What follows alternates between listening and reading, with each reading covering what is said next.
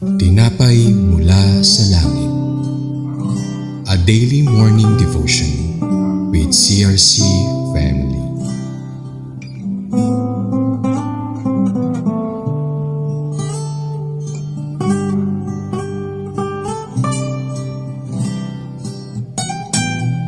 Isang mapagpalang araw po sa ating lahat. Ako po si Sis Rosalie Ilagan ng CRC Calambado Church. Samahan niyo po ako sa ating programang Tinapay Mula sa Langit, ang pang-araw-araw nating debosyon sa salita ng Diyos. Ngayon pong umaga ay matutunghayan natin ang magandang balita mula sa ating Panginoon na matatagpuan sa mga Hukom 9 verse 26-29 na pinamagatang The Men of Shechem Choose a New Leader. Bago po tayo magsimula, samahan niyo po muna ako sa isang maikling panalangin.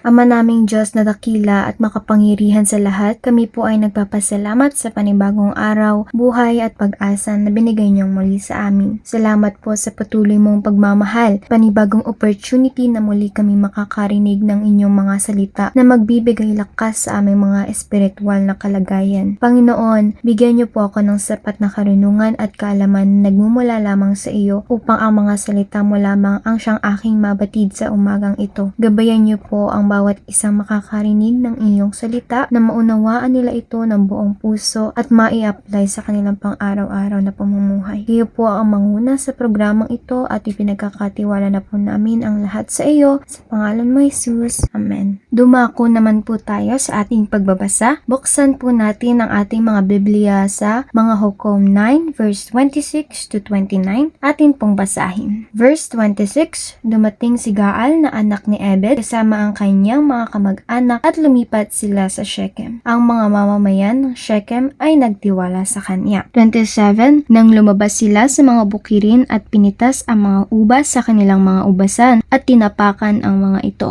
Sila ay nagdaos ng kapistahan. Pumasok sila sa templo ng kanilang Diyos, kumain, uminom at inalipusta si Abimelech. 28. Pagkatapos, sinabi ni Gaal na anak ni Ebed, sino ba si Abimelech at ano ang Shechem upang tayo'y magpaalipin sa kanya? Hindi ba siya anak ni Jerubbaal at hindi ba si Zebul ang kanyang opisyal? Maglingkod kayo sa mga kamag-anak ni Hamor na ama ni Shechem. Bakit tayo maglilingkod kay Abimelech? Verse 29. Kung nasa ilalim ko lang ang bayang ito, ititiwalag ko si Abimelech. Sasabihin ko kay Abimelech, palakasin mo ang iyong hukbo at lumabas ka. Purihin po ang pagbasa ng salita ng Diyos. Mula sa bahaging ito sa aklat ng mga Hukom, ipinakita dito ang pagdating ni Gaal sa lugar ng Shechem na kung saan ay naging simula rin ito ang paghihimagsik ng gulo sa bayan at ang paghamon niya kay Abimelech na siyang kinampihan ng mga mamamayan rito. Kung ating hihimayin simula sa verse 26, ang biglaang pagtitiwala ng mga tao kay Gaal ay nagpapakita kung paanong ang mga tao ay mabilis magtiwala at mawala ang kanilang katapatan sa namumuno sa kanila dahil sa kakulangan ng malalim na pag-unawa. Kaya naman mula dito, ipinapakita sa atin na sa tulong ng malalim na pananampalataya sa ating Panginoon, natututo tayong manatili sa Kanya at nang hindi tayo basta-basta nahihila ng kaaway sa paligid o mga kasalanan na sumasalubong sa atin.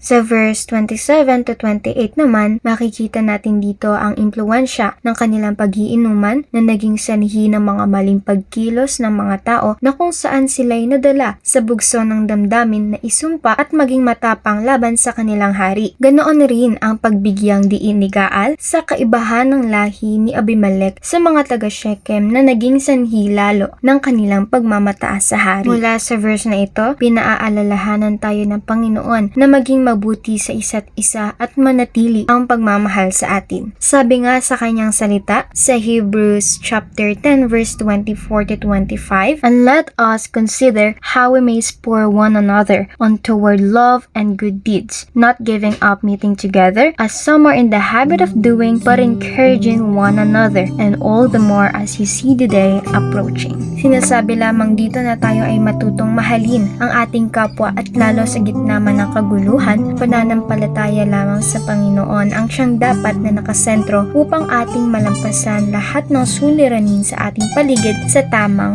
pamamaraan. Sa huling verse, sa talatang ito naman ay makikita natin ang pagmamayabang ni Gaal at paghamon niya kay Abimelech patungkol sa pamumuno sa bayan ng Shechem. Pinangangaralan tayo ng Panginoon na maging maingat tayo pagdating sa pagsambit ng mga salita na ibinabato natin sa iba at maging mapagpakumbaba sa lahat ng aspeto. Suriin muna natin ang sarili tungkol sa mga bagay na sinasabi natin sa ibang tao at humingi palagi ng gabay sa ating Panginoon. At higit sa lahat, manatili ang malawak na pangunawa sa iba at huwag maging mapagmataas sa sariling kakayahan sapagkat sabi nga po sa kanyang salita, ang sino mang nagmamataas ay ibinababa at ang nagpapakumbaba ay itinataas. Sa pagsasama-sama, nais lamang ng Panginoon na magkaroon ng kapayapaan sa atin sa lahat ng bagay o aspeto ng ating buhay. Mamuhay tayo ng may pagmamahal, pagpapakumbaba at pagkakaisa sa kahit sino man dahil ang Panginoon ang siyang unang nagmahal at naging mabuti sa atin sa simula hanggang sa habang buhay. Kung kaya't nararapat lamang na isabuhay rin natin ito. At sa ating pagtatapos, tayo po ay manalangin. Ama naming Diyos, mapagpalad dakila, salamat po sa katuroang ipinamalas mo sa amin at natutunan namin sa araw na ito. Ipinaalalahanan mo kami, Panginoon, na maging mapagpakumbaba at mamuhay ng payapa na naaayon sa iyong kautusan dahil ito ang nais mo para sa ikabubuti ng bawat isa sa amin. Lord, ikaw na po ang maging sentro ng lahat ng suliranin sa aming nasa paligid at ilahad mo ang tamang kaparaanan nang sa gayon ay ang kabutihan lamang ang maniig sa aming buhay. Nawa po na lahat ng aming natutunan ay mai-apply namin, Panginoon, at bigyan mo kami ng lakas ng loob na labanan ang mga pagsubok na mayroon kami dahil kami ay lubos na nagtitiwala lamang sa iyong kakayahan na ikaw, Lord, ang siyang gagabay sa amin sa lahat ng oras. Ito po ang aking pagsama at panalangin sa pangalan mo, Jesus. Amen. Maraming salamat po sa pakikibahagi sa ating programang Tinapay Mula sa Langit. Lagi po nating pagnilayan ang salita ng Diyos upang lubos nating maunawaan ito. Muli niyo po kaming samahan sa araw ng bukas ng 5:30 AM para sa pabubulay-bulay ng kaniyang salita. Malaya po nating i-share ang video na ito upang marami pa ang makapakinig at kayo rin ay maging pagpapala sa iba. Maraming salamat po and God bless us all.